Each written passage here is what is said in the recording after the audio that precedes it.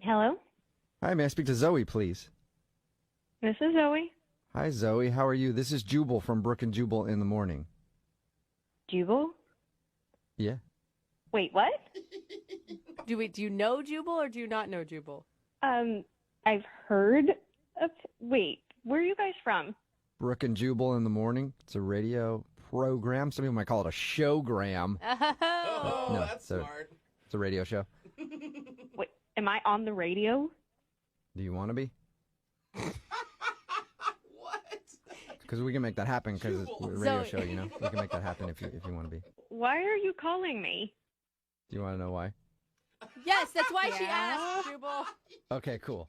We're calling you because we got an email about you from one of our listeners. Who? Well, his name is Victor, and you guys went out on a date.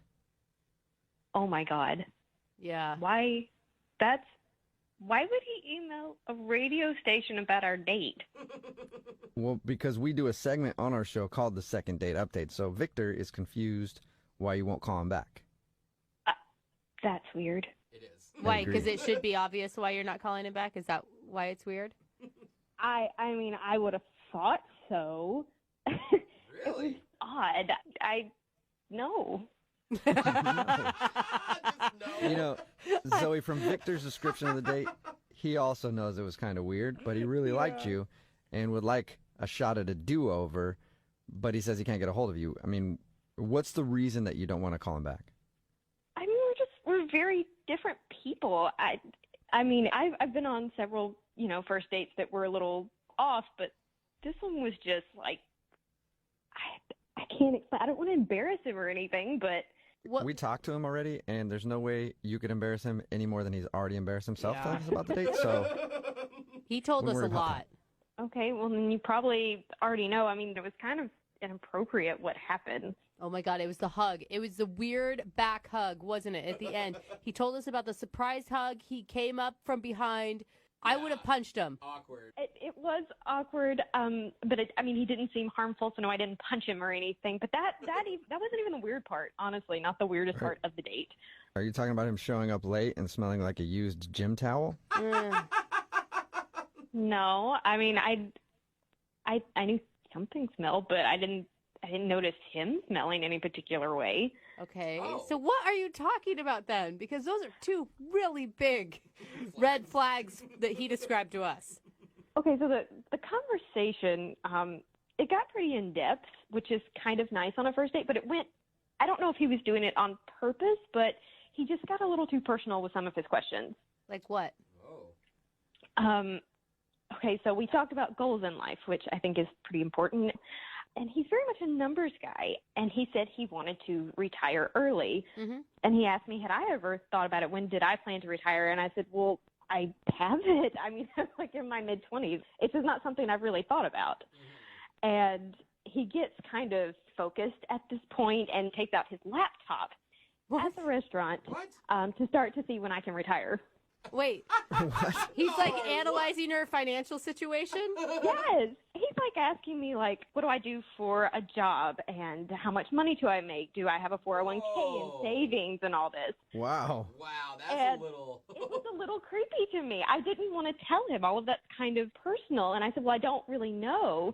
And he said, well, just guesstimate. So it's more like he's your financial planner at this point rather than you're on a date with a dude. Right. I'm trying to think about, do I want to like give you a kiss at the end of the night? Not when do I want to retire? All right. And it got really weird because I said, he asked if my parents were rich. And he said, well, what is their estimated date of death, do you think? Oh, no way. Oh my God. It'd be Hey, more you know, Zoe, concerning if we're- you had a date. When we talked to him, he told us that you guys had some really deep Oh conversations. my gosh. Really deep, like too deep. Yeah. He took that as having a deep, meaningful conversation, and you obviously took that as a weirdo who's trying to figure out when you can retire and when your parents are going to die. Yeah. I mean, is this what he does all the time? I don't know. It weirded me out. Yeah. You know what else is weird? He's actually on the phone listening and wants to talk to you right now. What? He's been listening this whole time? Yeah. Zoe, there is nothing wrong with what I did. I was doing you a favor. Oh. Usually I charge like $500 for my services. Oh. But you don't talk about that on a first date. I mean, who brings a laptop to a first date anyway? Look, you were asking me all these questions about money, not what, my life aspirations were, or did I want to have kids one day, all these important things, and it was just numbers. What was Well, that? we were going to get to that. I mean, everybody should be educated about their finances. That would have been on our second The date. personal stuff first. I mean, I was really concerned. You didn't seem to have a clue. What? It really wasn't what I was worried about at the time. You can't just go and call her clueless right now. I mean, Well, listen, she had no idea. She had no clue when she wanted to retire. How to retire, what kind of payments to be making in the meantime, how to set herself up. I mean, it was atrocious. maybe she just didn't want to discuss it with you, basically a total stranger. Yeah. On a first date. Yes, thank Yeah, you, this was Zoe. a date, At a Victor, not a restaurant. meeting set up so you could do her financial plan. Well, it just seemed important, and this is how I showed I care. Oh, okay. What are those, Okay. like your 7 love signs or whatever it is to show how you love someone? There's only 5, and I guarantee you that's not one of them. You don't think financial planning is a love language? I don't know. I'm not No, sure. it's not. And why would you ever even ask me when I thought my parents would die? You didn't even ask their names. This is not appropriate. Because I didn't mean that I wanted to know when they were going to. Well, I mean, I did want to know when they were going to die, but not for the creepy reason.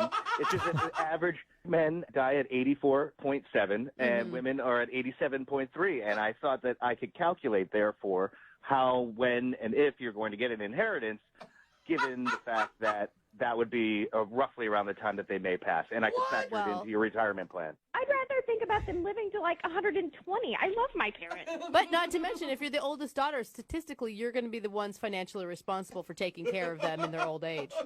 Yeah, I hadn't gotten to that yet. I'm very aware. That's a very important factor. But she kept blocking me on the inheritance aspect of it, so I couldn't get that far. Oh, well, that's terrible.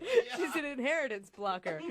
This is so ridiculous. Why are we even talking about this? Well, because Zoe, I think you need to hear the hard truth, and that's that you have got to get yourself set up for a good future, you know? Absolutely. Absolutely, Victor. Victor, you were the one that called us and you wanted a second chance. What happened to that? Like, she told you what was wrong. Why aren't you apologizing instead of just attacking her further? I'm not trying to attack her. Look, I mean, this is very important. You know, I mean, it's your financial well-being in the long term. We're talking about a relationship. It's long term. Come on, where's your head? Dude, it's a first Okay, date. but shouldn't you know whether you're compatible with the person before you even start to care about the finances? Yes. I ran the numbers. I'm compatible with her. And I believe you did the research, Victor. I do. You know what I mean? I guess I'm just more of a planner than you guys are, you know? I don't know. I'm trying to plan a second date for you, though. Zoe, would you like to go on another date with Victor? We will pay for it. You know, as tempting as it is, no. Yeah. No offense. I don't think we're going to be that compatible because you're going to want to talk numbers, and I'm not. So thank you very much, but no. Zoe, thank you for your time. Sorry it didn't work out for you. It's fine. I don't want to go out with them again anyway. Yeah. Yeah. And Victor, I'm sorry that didn't work out with Zoe, but, you know, if you have time to get dinner soon, I could probably use your help with a few things. You've got